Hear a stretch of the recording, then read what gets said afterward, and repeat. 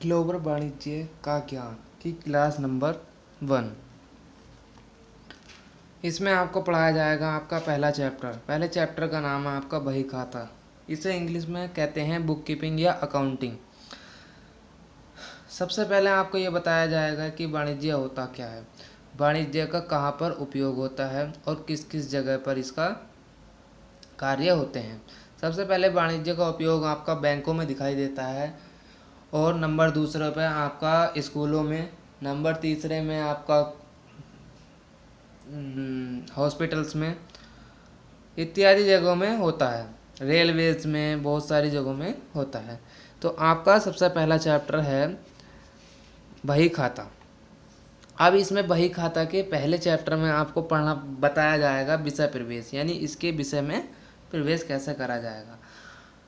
इसमें आपको बताया जाएगा, इसमें लिखा है आधुनिक युग में मनुष्य की व्यापारिक क्रियाओं का रूप बहुत विस्तृत तथा बहुमुखी हो गया है। वर्तमान में अनेक प्रकार के व्यापार तथा व्यवसायों का जन्म हो रहा है। व्यवसाय की क्रिया का उद्देश्य प्राय लाभजनक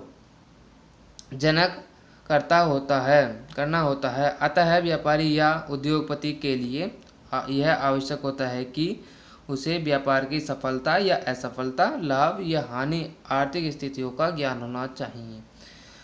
यानी इसका अर्थ है कि जो इस टाइम का जो मॉडर्न ज़माना है,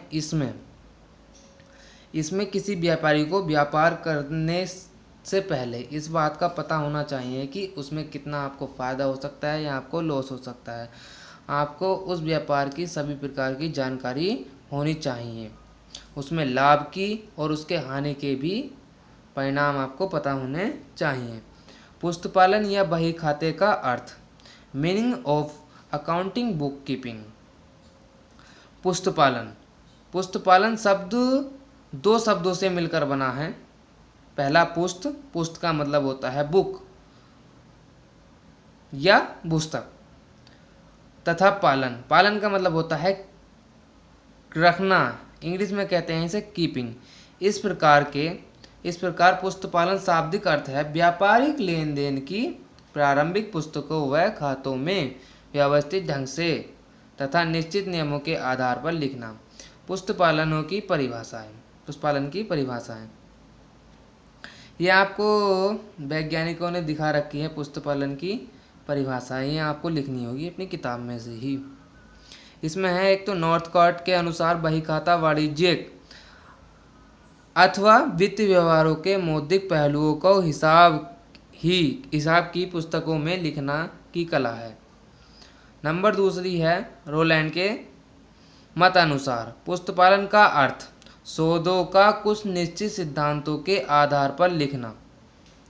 यानी जो आपने सौदा किया है किसी भी चीज़ का, उसे पुस्तपालन में लिखना, यानी पुस्तक में लिखकर रखना, यह पुस्तपालन कहलाता है।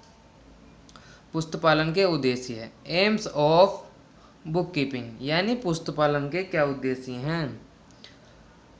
प्रत्येक शास्त्र की भांति पुस्तपालन भी अपने उद्देश्य हैं, पुस्तपालन के भी अपने उद्देश्य हैं। जैसे रामायण का अपना उद्देश्य था कि बुराई को नष्ट करना। इसी प्रकार प्रत्येक शास्त्र का अपना एक क्या होता है, एक उद्देश्य होता है किसी भी चीज़ का। वास्तव में सुनिश्चित या सुनियोजित तथा क्रमबद्ध लेखा ही पुस्तपालन का मुख्य उद्देश्य होता है। नंबर 1, व्यापारी का लेन देन का लेखा रखना। व्यापारिक लेन देनों का